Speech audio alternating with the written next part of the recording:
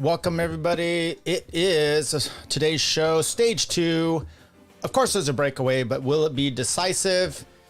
Do we get to see the GC favorites vying for the stage win? And which favorite makes a move and which has trouble? Can the French win again? It's the 111th edition Tour de France, stage 2, Cesenatico to Bologna, 199.2 kilometers. This is a Between Two Wheels podcast, episode 346, coming at you now.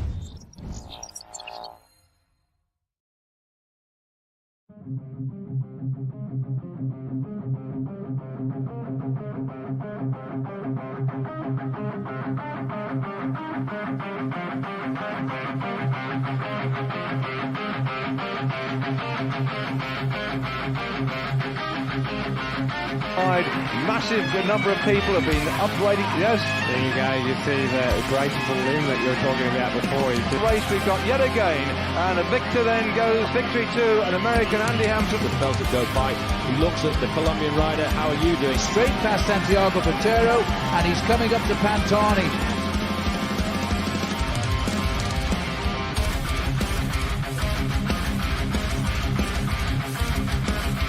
Armstrong is sitting in the last few hundred meters as we come towards the finish of this monumental stage. And Armstrong, as we start to approach the line now, Pantani grits his teeth and accelerates and over the line. Is going now to win stage number 15. Sepp Kuss, an emotional finish from Durango in the USA. Sepp Kuss wins.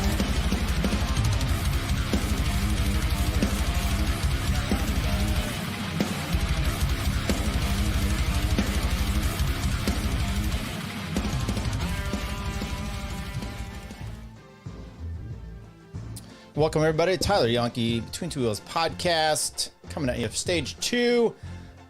How was it? Did you guys enjoy it? By the way, let me just make a quick little comment here, which is, you see Lance Armstrong in my opening. Yes, that's in a sense, I'm kind of making a joke about him too. I mean, you know, he did win the Tour de France, what, 7 times, 8 times, 7. And obviously he got DQ'd. It's kind of hard when you go back to say, I mean, whatever, he's got his story. What just made me think of something too. There's one thing. I'm showing Pantani there. This race today starts in Pantani's hometown. It's also, I think, where he killed himself in a hotel. So yikes for that. However, I was looking through Peacock last night, their hub and different stuff they had there. And The Move, their podcast, is featured on Peacock, and I'm just like, what in God's name is it? And so I'm like, maybe it's different. Let's see if Lance Armstrong has changed his podcast, which has always been abysmal. JP or whatever his name is, he doesn't know what the fuck he's doing in there. He's a whatever. Lance doesn't know what he's talking about half the time. Johan Brunel, when he comes on there, he just knows. George Hincapie knows something, but it's all products. They just talk not. And I had a clip once. It was like a 2.5 minute clip. I should find it again and play it, which was their show. All the commercials, like 45-minute show. It was just all commercials. It blew me away. So I log on there yesterday and I'm just like, okay, he's talking about the glasses. He's showing a bottle. I never heard one thing about the show, about the race, because it's all product all the time. I don't know what NBC have. Lantern Rouge. There's a good podcast. Put them on. Let them make sense. There's got to be other good ones out there. Me, I don't know if I'm any good, but he is bad. I just do know that. Victor says Tyler Yonke's live. Yes, thanks for showing up, Victor. Everybody here, set your alerts, like the show, subscribe to it, whatever, because we're doing every stage of the tour. We're going to try to get every stage in. Tomorrow, likely, I'm going to do it in the morning. So the stage will happen. It'll be done. I'll probably do an hour or so afterwards. And I'll do one myself because I will be in the office. I will just tell you, then Tuesday I have court, so it won't happen in the morning. I'll probably be midday. I'll try to do that one. Wednesday I try to do probably in the morning. Maybe the rest of the week, try to do it in the morning. That's just the way we're going to do. Okay, stage starts out. You know what? We should do this here. Let me go to Pro Cycling Stats. I thought I'd read, which I realized afterwards yesterday, I did not read any of the other classifications. We had other classifications yesterday, which are in interesting parts of the tour. So maybe we'll just walk through those real quick and see who was leading the different categories yesterday. So obviously Roman Bardet, he got the yellow jersey with his teammate Frank Vandenbroek. And he also had the GC with that. Now, the points jersey went rightly to Frank Vandenbroek. So he got to get up there on the podium. Yeah, he helped and did a lot of work and kind of gifted it to his teammate. That's what you do. I'm sorry, it's teammates. You have hierarchy there. If it wasn't for those two being teammates, if it was a contender with him, they don't stay away. Just throwing that out there. There's going to be some infighting in the last K. They're going to get caught. They don't stay away. So Vandenbroek, awesome that he gets to then have the points jersey. The KOM jersey was in with Jonas Abrahamsson of Uno X Mobility. Well, he'll feature in today's race as well. And Vandenbroek also gets the white jersey. Since then who goes? Van Gils. So Van Gils ends up wearing the white jersey today. That makes sense now when I think about the climb, and I'm like, who's wearing a white jersey? Now it makes sense. Maxim Van Gils. So he's in the white jersey going into stage 2. The team classification with Team DSM, Firmatech, Firmenich, Postal NL with Jumbo Visa, Team Visa Lisa Bike. It's coming in second place there. Okay, so we got that out of the way. Now let's look at the actual profile in for today. And we talked about this yesterday and we gave some predictions. I said it could be a sprinter stage. However, it just seemed like to me when they come over this kicker twice, they do the Colt de San Luca. And the more I started thinking about it, I'm like, it's a GC day. And then when I started actually looking at the climb proper and realizing this was part of the Giro di Emilia, I think, where Roglic has set the record up. It's a pretty steep climb. It's about 2 kilometers. Sprinters aren't coming through unless they're off the front. And so it's just sprinters, take your time, sit back, enjoy the ride, sit up, lose 30, 40 minutes. You'll be perfectly fine. Maybe not 40. And get rested for tomorrow. So here we go. There's the over on the coast, and they're heading out, doing a little bit of a climbing out in the Bologna. Bologna has a first name. I don't think that's the name of it. Okay, so there we are. There's the preview for that stage, which we already talked about. So let's get into a few other aspects of the race, which is here we go. We're gonna share the screen here. We're gonna do what we do, which is the YouTube thing here. Okay, so the break gets up the road, and I do have who is in the break. Axel Laurence, Kevin Vaquilon for Arkea, Jonas Abrahamsson for Uno X. Axel Laurence, by the way, is with De Koine. Oliver Nielsen, okay, movie star. Mike Tunisian, he's with Wanty. Harold Tejada, I think he's with Astana. Hugo Ule, I think he's with Astana as well. Christian Rodriguez, who's he with? I'm not remembering it. Quentin Pancher, and then Jordan Jaget. Those are all. I have a list of the riders here, but I didn't put to see who each one rides for. So there you go. There's the group out there on the road. They get off from the break. Look, Johan Moseo, he's looking good. There's our man, Roglic. We're talking about him and how this all comes about. Jonas was wearing a nice little 199.2 kilometers. Jonas was wearing a nice little vest with ice in it, trying to keep himself cool. I guess it wasn't as hot today.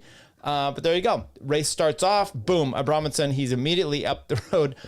Christian Rodriguez is with Arkea. So Arkea had 2 riders up there in the group. DSM had 1. I think there was at least an Israel Primatech rider up there as well. So, a decent little smattering, and 90 some kilometers. They have 5.5 minutes up the road. There is an intermediate sprint. You can maybe see it just right back here, but there's a crash. Riders are coming in for this intermediate sprint. And let's see if we can see where you can't really tell what happens, except for there it is. A co-finish rider does something. Looking back like, was that me? Some riders hit the deck. Lawrence de Plus hit the deck pretty good for Ineos. Wout went down, and he's giving the thumbs up. And then Matteo Jorgensen was also skinned up pretty good. And you're like, oof, that's not good. Now, it depends on how they are, obviously, overnight and whatnot. Can they sleep? Can they recover just fine? But I would just tell you, Jorgensen didn't seem to be too affected on the day. Okay, so they come into this Matthew van der Poel gets spit out. The break is up the road. When this intermediate sprint happened, it looks like this caused some riders to kind of sit up a little bit in the pack, let them rejoin. And when they did so, the break, which was coming down a bit time-wise, I think it was close to 5 minutes, suddenly went back out to about 8 or so. And you're like, ooh, this is maybe not such a good omen. they go up this climb twice. First time up the climb, the brake did a good job by looking to me where they're saying that we're not going to spit anybody out. We're going to kind of keep it together and roll as much as we can to make this thing happen where we're going to be able to get to the finish, no problem. And then we'll fight it out on the last climb. However, Axel Laurent said, nope, I'm going to take off. I think he's the under 23 world champion or former world champion, takes off real hard. Arkea rider there, which was, which one was he? Let's just go back to here. I'm losing it already. Kevin Vauquelin, there you go. How can you forget him? Well, in Pashira, he's up there. They're all looking good. But Visa Lab, they come up to the climb. They're looking good as well. I've got a few questions as to why Visa Lab, V-Lab, are actually on the front riding, right? And the reason is, like, look, we've said all along, Jonas is kind of a question mark. Okay, get that. And why don't you make UAE do the work? Now, one immediate answer to that question is, look at it. It's a narrow road here. Positioning is everything, okay? Get your riders up to the front, be in good position. But there are riding on the front hard. Now, it's only 2 kilometers, so I don't feel like you're actually wasting necessarily your riders in the overall scheme of things. And by the way, once again, I'm going to reiterate this. Day one through the finish, we'll see how it works out. But not having Sepp Kuss makes a huge difference because Tish was going to be there, Matteo Jorgensen was going to be there, and now you don't have anybody else for Jonas Vingegaard but those two, and you would have had Sepp Kuss. Now, today's climb, very unique in that if you just take a look at this, and we've seen this, we saw it in the Giro last year, I think I want to say like stage 8. We saw it in the Giro this year on stage 2, where there's a punch climb, and those feature certain types of riders. Some riders don't do well with that. Carlos Rodriguez as an example, or Geraint Thomas.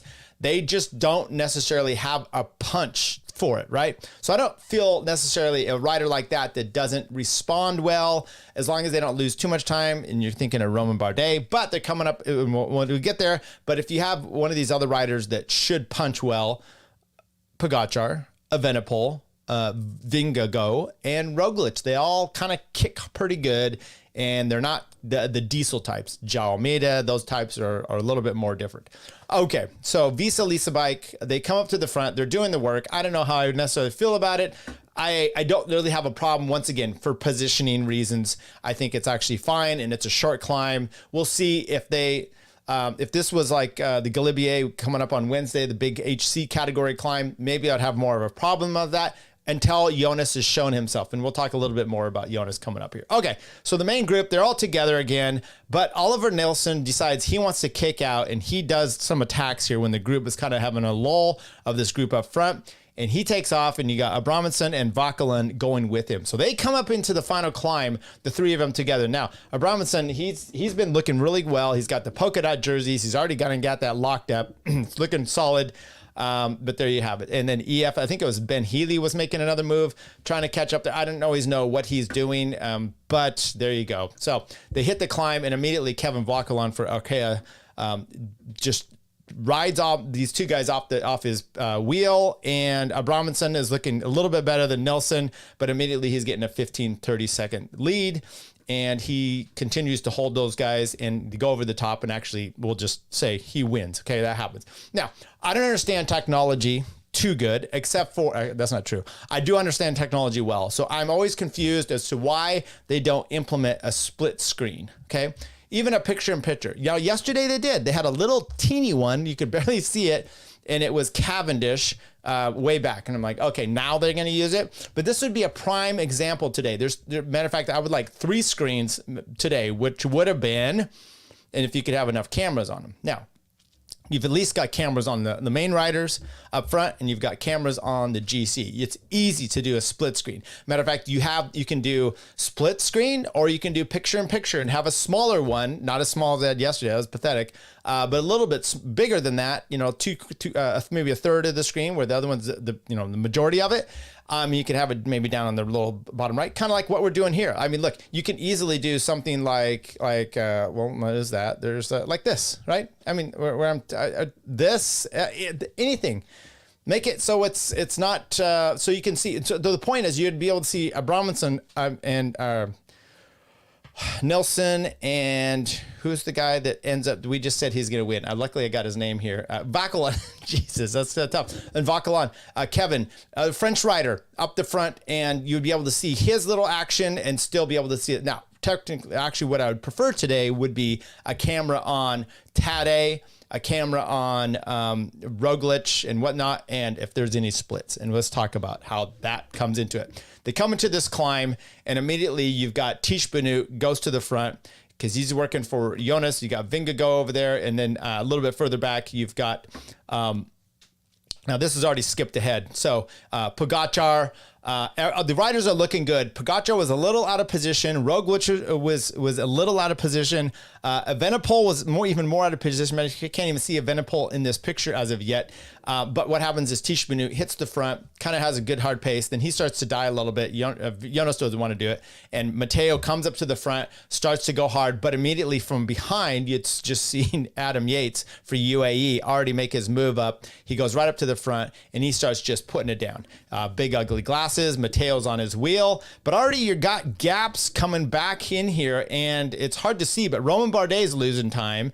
You've got a French rider. You've got two Ineos riders there. Then just a little bit up front, right in front of this group, you've got Zhao. I think it's Lexi. What's his name for? I'm having trouble. Let me go to the results here. Not Lutsenko, but for Bora Red Bull, the rider. Vlasov. There you go. Vlasov is up there.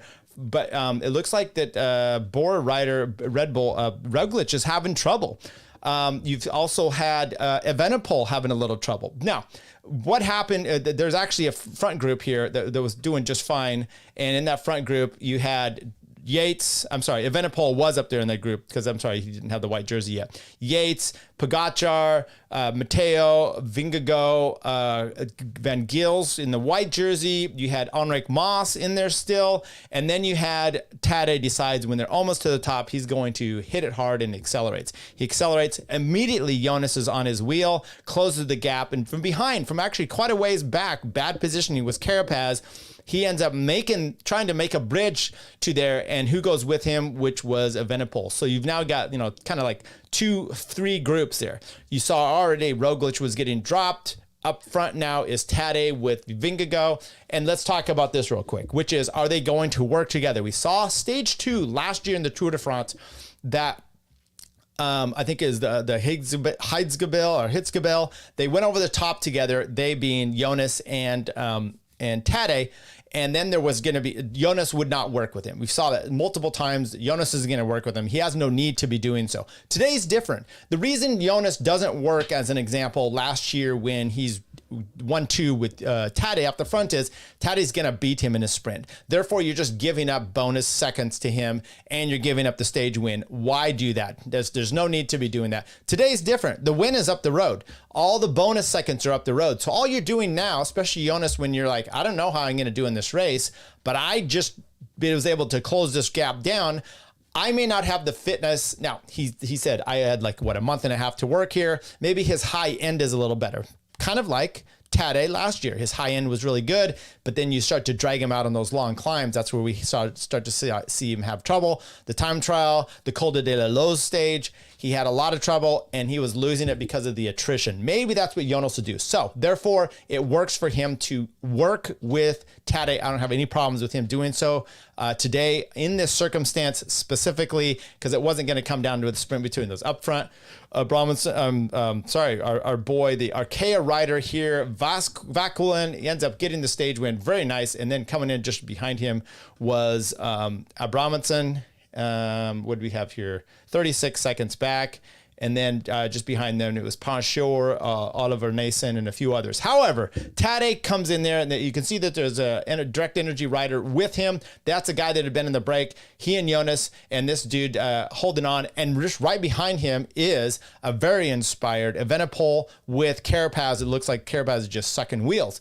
But they catch Tadej and Jonas before the line, and then Carapaz ends up sprinting with this direct energies guy.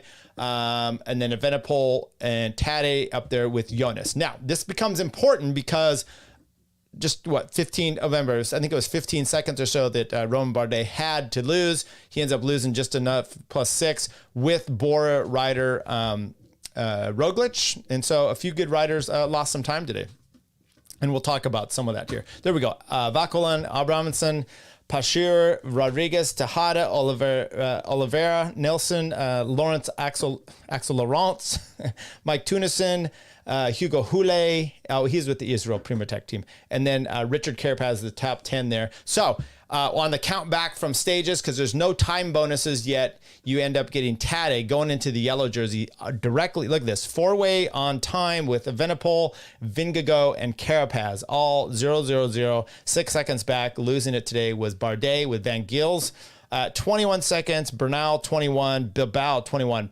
The Dick Pidcock at 21. Let me talk about him in a second. And Ciccone for Little Trek at 21. So count back. Yesterday, Tadej was 4th. I want to say Evenepoel was like 7th or so. So there's like 3 places difference there. Then there was like 2 places difference today. So by virtue of that, those 2, Tadej's in the lead. And there you go, over Vingegaard. But tomorrow, there's going to be a sprint tomorrow. And with that, you can see Evenepoel just has to outsprint Tadej by 1 or 2 places in a packed field, and he could go into the yellow jersey. Maybe that's what Tadej wants. Maybe that's why he wasn't drilling it too much. He doesn't want to have all the work. His team doesn't want to get on the front and do it. So perhaps that's maybe that's the situation you have for tomorrow. Maybe you'll see him intentionally do so. Okay, so we got a few things here. I'm here for your best Phil Liggett impression. Oh shit. That's from Mason Marlowe. And Brian Simmons says, what do you think of Barguil following the late attack before the final climb, leaving Bardet to fend for himself? Remember, that's exactly, that's the kind of stuff that got him kicked out of the Vuelta. I want to say the 16 Vuelta with Sunweb. They said, you're done.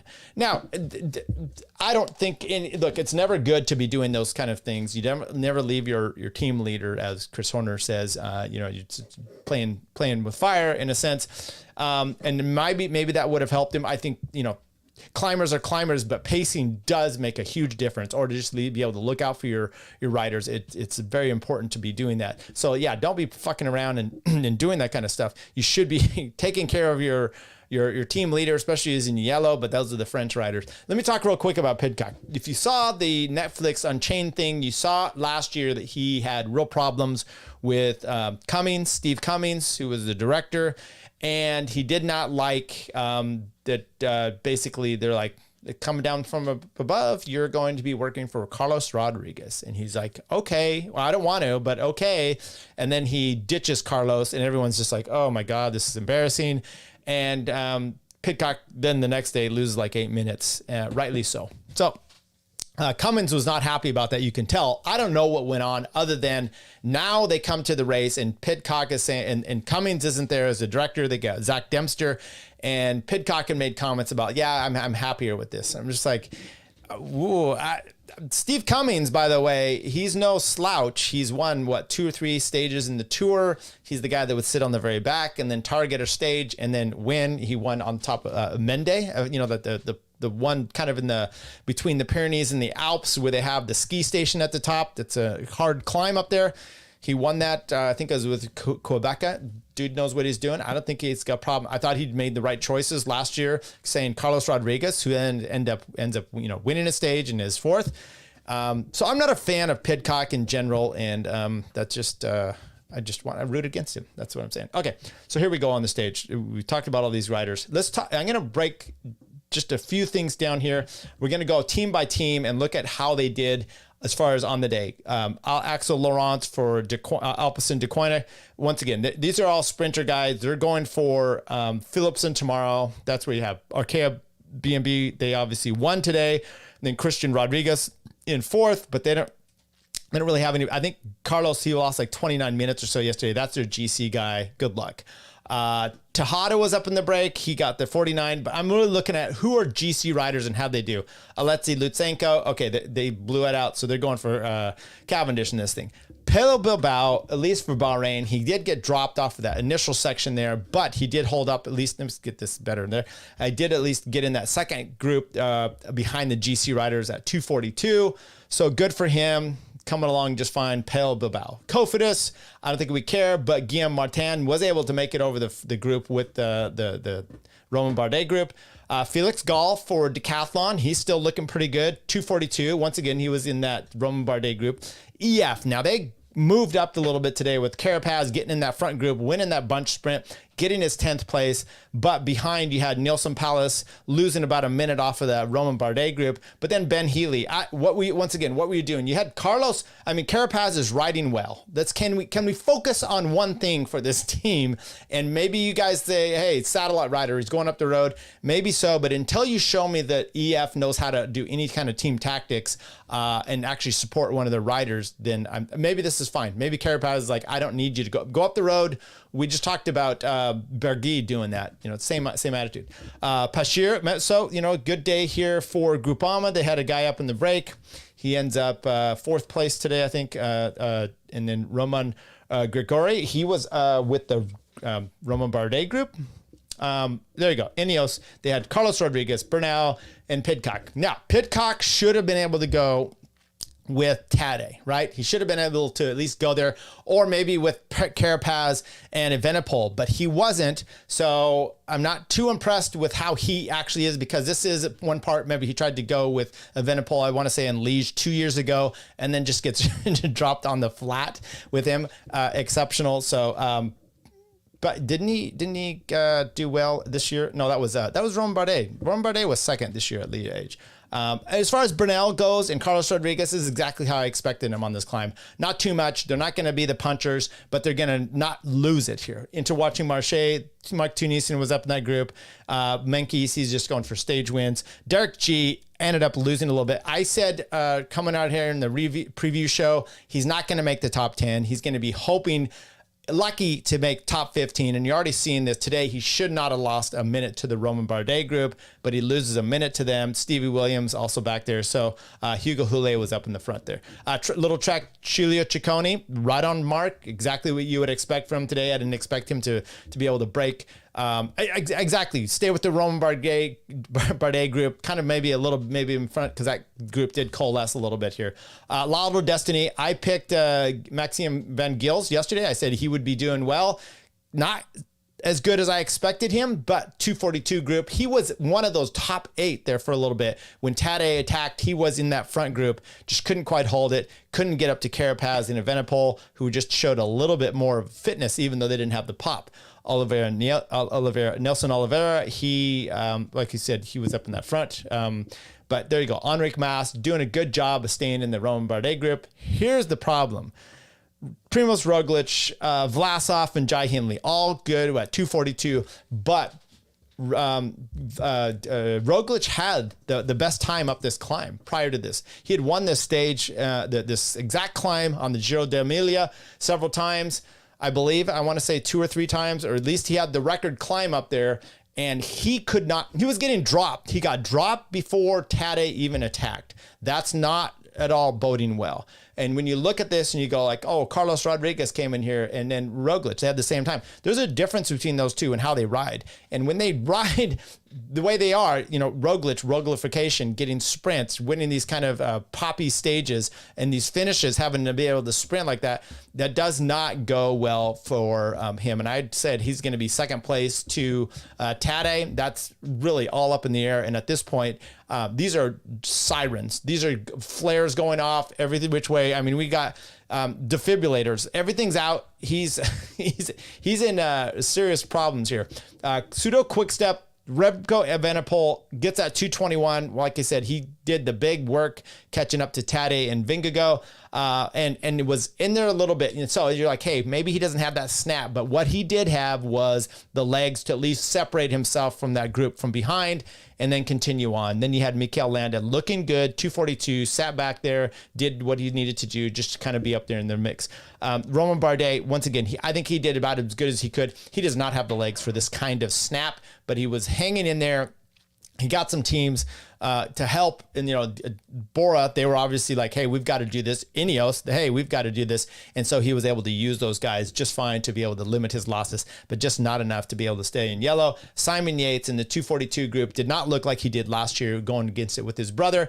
Vinga goes, we know Matteo Jorgensen stayed in that 220. And look, there you go. Jorgensen drilling it for his team leader, still being able to go over the top with Roglic. There's a problem there. Total direct energies, we don't really care. UAE, here we go.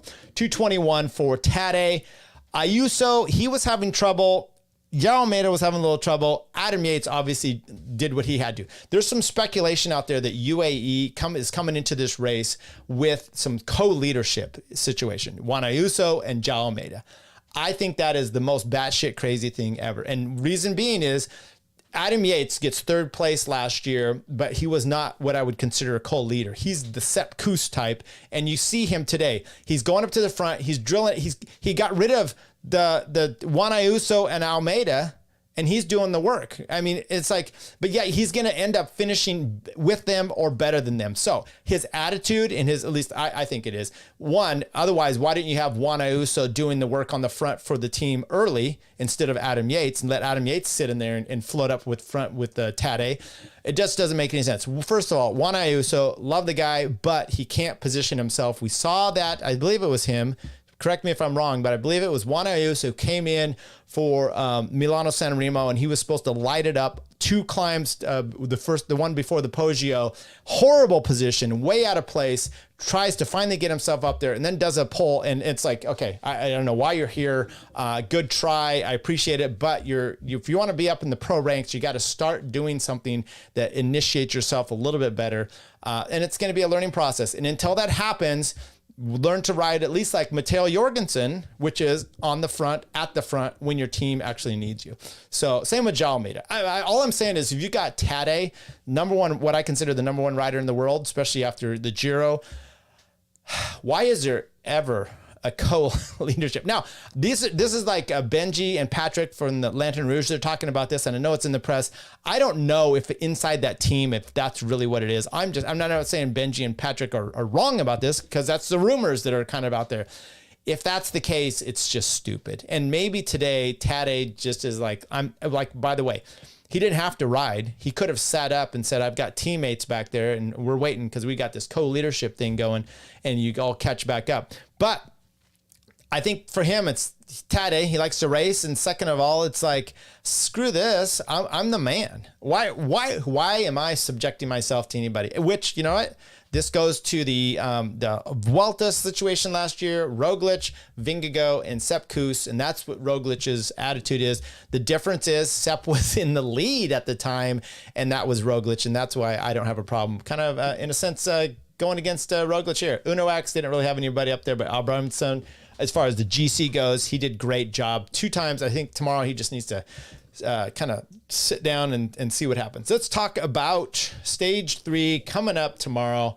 Is a sprinter stage. I mean, I hope Cavendish gets himself up and over this final climb, and then we're going to see a sprint. I guess the safety kilometers is 5 to go instead of 3. So that'll be interesting, as long as some riders don't have to, go down on the deck. Oh, by the way, Jan Hurt crashed stage 1, broke 3 front teeth. There's already pictures out there. Dennis got to him. They did a little bit of work. Excellent. Glad to see that happened. Then we talked about today, you had Lawrence de Plus going down. Wout went down. He gave the thumbs up though over. And then Matteo Jorgensen, which we saw was still riding quite well. But once again, he was banged up on his right side. We'll see how that is. Will Kelderman, was he the one that went down yesterday as well? So we'll kind of just see how some of these riders are, because it'll be interesting going into the next one. What are your picks for tomorrow? I think it's going to be a sprint stage. It should be. I don't think Cavendish is going to be able to do it, but that's going to be all the talk tomorrow. It's going to be nothing but Cavendish, and especially Peacock's going to be over the top. Eurosport, they're just as bad because they're Euro and they're British, and so it's going to be horrible watching all of this. And everyone loves Cav, so there's going to be, this love fest going on, and they're going to build it up because it's a big story. But I don't expect him to be able to get himself in position and or actually have the sprint to do this. It's going to be interesting to see if Philipsen can actually get the win. Now he's got the Matthew Van Der Poel lead out, which we saw last year was phenomenal, and I think that makes a huge difference. However, Arnaud Delis beat him quite amazingly in the Belgian National Championships, so it'll be interesting to see how he goes. Can Jakobsen get his ass off the back and get in position to do anything? Can Cavendish do that? I really think it's going to be Arnold De Lee against, this is your top three here, De Lee, Philipsen, and Mads Pedersen. Mads Pedersen is a guy that you have a long, hard sprint. Evidently, this is like the last few kilometers just straight away. It's what it's going to be about a drag, and I hope it's clean, and I hope there's no big problems other than that. But that's what you're going to have tomorrow, and then Tuesday, this is going to be fantastic, which is this HC category, going over the Galibier and then screaming down last 20 kilometers down the hill. So it'll be a race over to the top, and then we're going to go down from there. So how long is that one? That's 140 kilometers. So it's not exceptionally long. Let's see here, 140. Some people do this math much quicker than me. 86 miles. 86 miles. It's going to be, I think that's pretty cool. Let's see if we had any other things I wanted to talk about. Here's my notes. Stage 1 update. Jan Hurt crashed before the break. 3 front teeth. All good. Pidcock is a dick. Okay. I talked about the fantasy game that we're doing. It's in the description. I don't know if you can still join. Maybe so. I got a bunch of points out. Second place today. If I had finished my team on day 1, I guess I didn't understand how it really works.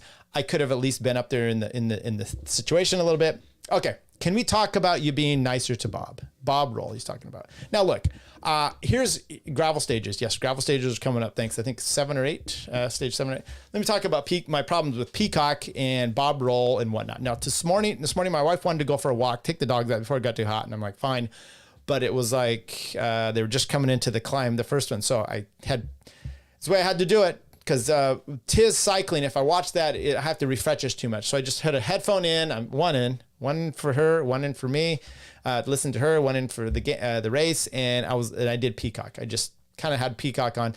It wasn't horrible, okay? But I Phil Liggett, still love him. Here's my problem with Bob Roll. I don't find him exceptionally good at this, and I will admit I have a real significant problem with him based on an interview I saw earlier this year with Greg LeMond. Greg LeMond said when he had this whole legal battle with Lance Armstrong and Lance was trying to kick him out, it was actually with Trek, and Lance was trying to ruin his business with Trek.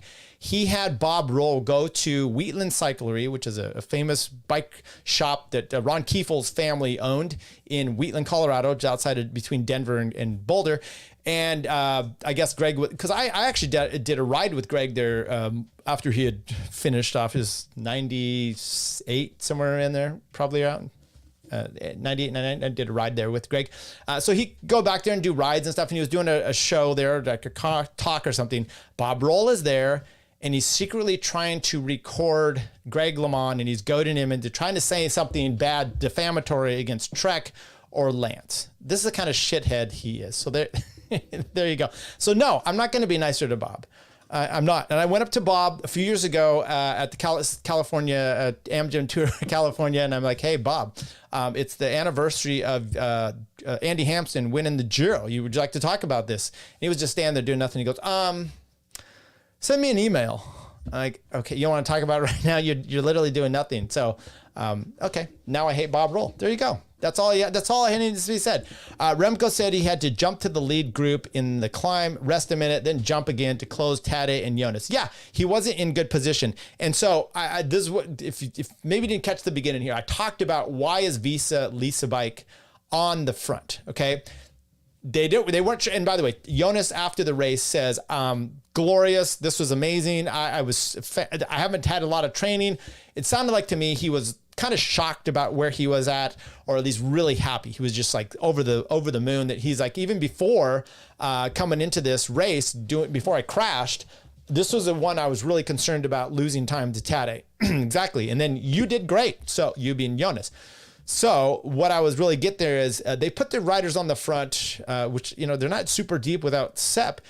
And part of it is just positioning. Why would you go to the front, and why would you not make UAE do the work? Make them do the work. You just sit back and kind of play coy for a while. Well, because this climb is skinny and they come around a corner and guys were out of position, right? You saw Carapaz when even when it's broken out there, Carapaz is on the back of like the 8-rider, Tadej attacks. Carapaz immediately has a jump, but he's got to come all the way past everybody to get going. And then Remco is a little bit delayed because he had been sitting in there. He didn't have the good positioning coming in. And by the way, that's your team, right? Jonas, he's got Matteo, all these guys putting him in good position. Obviously, Tadej was in decent position, but he wasn't in the best position. He had to make some moves up. You saw Adam Yates, when he decided to go to the front, he'd been winding it up from way in the back. He's come flying up, and then he just keeps going up and blisting up. You know, I wanted to do one thing here. So I think as far as that goes, it's really about positioning. So there we go. Bookmark. See if I can find this one. Okay, so Lantern Rouge wrote this thing. Do I want to look at that? Let's just try this one first of all. Okay, I'm going to Twitter here. So this is evidently the Strava for today on the climb, 5:06 by Tadej. And then Mike Woods back in 2023 had a 5:24, but I guess Roglic, he's not on Strava, and I think he had like a 5:20 or something like that. Simon Yates from 2023, Nibali 2017, Vlasov from 2023, Matteo Jorgensen there, 5:27 today, Felix Gall 5:28, and obviously the 5:06 was up there where Jonas was as well. So let me take, because there was one other item, I think Patrick from Lantern Rouge. Let's take a look at this. Maybe we'll walk through this together because I think this is somewhat interesting. And by the way, I didn't know that Lantern Rouge, that they had a website that they write stuff about there as well.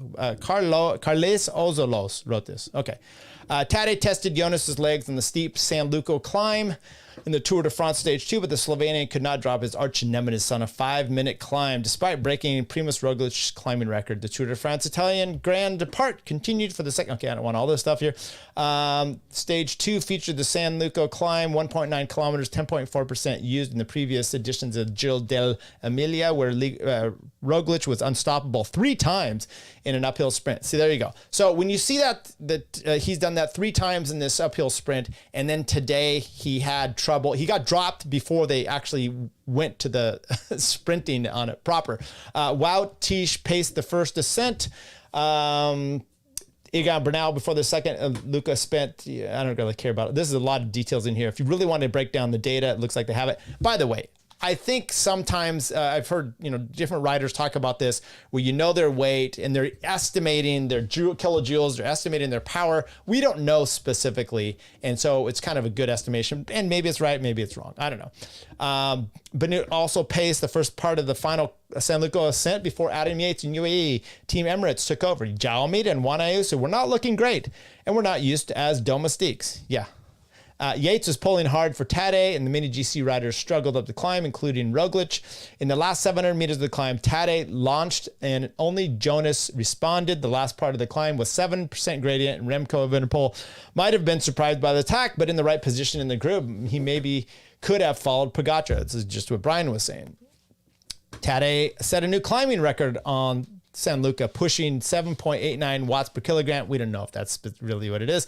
For 5:27, the previous fastest time was set by Primož Roglic. Probably 7.9, probably for a 2-kilometer climb. That makes sense. When you start saying, João Almeida did 7 watts per kilo for 20 kilometers over in the Tour de Suisse, you start going, He was on people's wheels a lot there too. I don't know if I'm going to buy that he's doing that. Previous fastest time was set by Roglic. In 2019, he was 11 seconds slower. Okay, so 11 out of the, so he was what, 5:16? Okay, I'm sorry, 5:27. Oh, yeah. Okay. Remco Evenepoel and Richard Carapaz lost 9 seconds. Matteo Jorgensen and Enric Mas in the third group, 7.4 to 7.5 watts per kilogram.